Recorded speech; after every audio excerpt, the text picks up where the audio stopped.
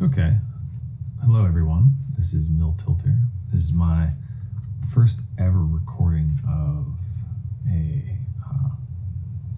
of live gameplay to share on my channel. So we'll see how that goes. Please forgive me for the awkwardness and all of that. So what I've decided to do is do a Paradox mega campaign, starting with Imperator Rome and going all the way through to Hearts of Iron 4. I have in the past decided that I was going to do one of these and launched it and have never actually completed it, so maybe this time I'll actually complete it. So immediately after finishing recording that last clip, I went ahead and started a Gothonia campaign. And I went straight from up here where the Goths start, and I went right down to colonize lands next to Araviskia here, with the idea that I would fill the Pannonian Plain first and then start conquering some of my neighbors. It didn't go very well. So I think I tried to take on Araviskia when I had a couple of powerful allies, and that didn't work out. And then I was reading on the forums that there's a couple of cool mods out there. I've never really been one to play with mods much. I don't usually end up having enough time to get through the base game and then get bored with it and then add mods. Usually I'm well entertained with what comes out of the box, but these mods sounded really cool. So I went back and I looked at and installed two mods. I installed Invictus and I installed their extended timeline add-on for Invictus, and there was another mod I installed. It was something about 3rd century collapse, which I guess is meant to, in the 3rd century AD, start creating problems for massive nations and start breaking things up in preparation for the Dark Ages to come. So when you load up Imperator again with Invictus and Crisis of the 3rd Century and the extended timeline loaded, this is what it looks like. Quickly went in and go to the selection screen to choose my nation, and you can see that with Invictus installed, there's a little bit of the, some of those barbarian or uninhabited colonizable areas have been filled by additional countries. A few small things have been changed. Nuria there, I don't remember Nuria being there in the base game, and some of the Germanic tribes have been moved around a little bit. So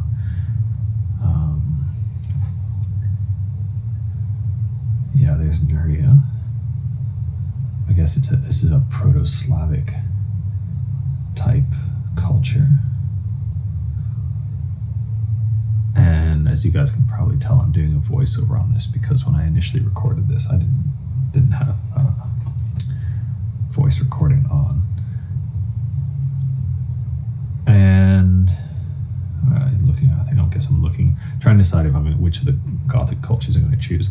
I ended up going with Gothonia just because the name was closest to Goth, and I didn't really know. I think the Rugians and Lamovians, not that much is known about, especially the Rugians don't seem to have migrated anywhere and formed any lasting colonies or impressions in other parts of the world.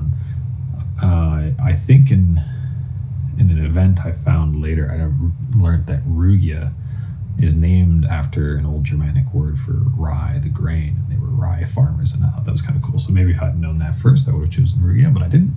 I chose Gothonia. Okay, so still doing voiceover here. You can see that I started the game as Gothonia. There's some nice background information about Germanic cultures on this Baltic coast, the Vandals, and I guess the Goths. It pops up a little bit here, and then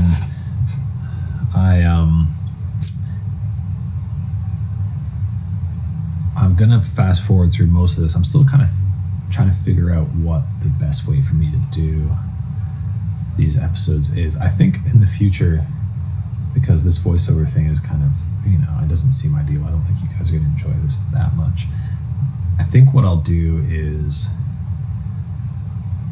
record as I play at the beginning of each episode and record a wrap up and a sit rep overview of the status of the Paradox universe at the end of each episode, and then playtime in between that will just be fast forwarded like 20x, because this takes a long time.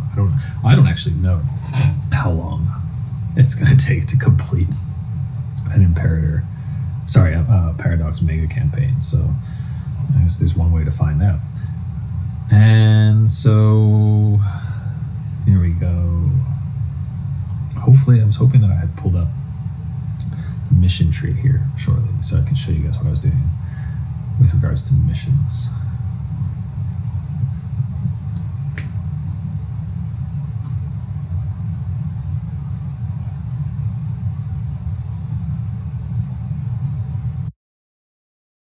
You can see when Imperator starts, the map is really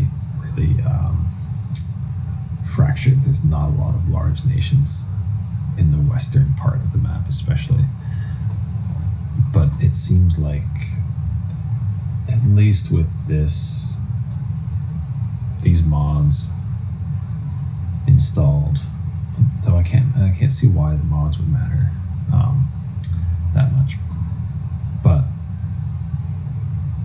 some regional power starts to dominate pretty quickly. Usually,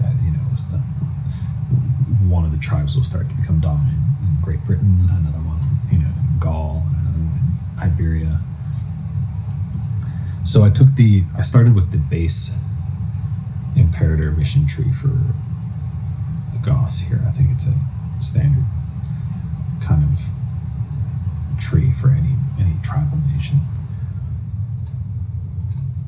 And I'm going to go ahead and cut here and fast forward through a whole bunch of it.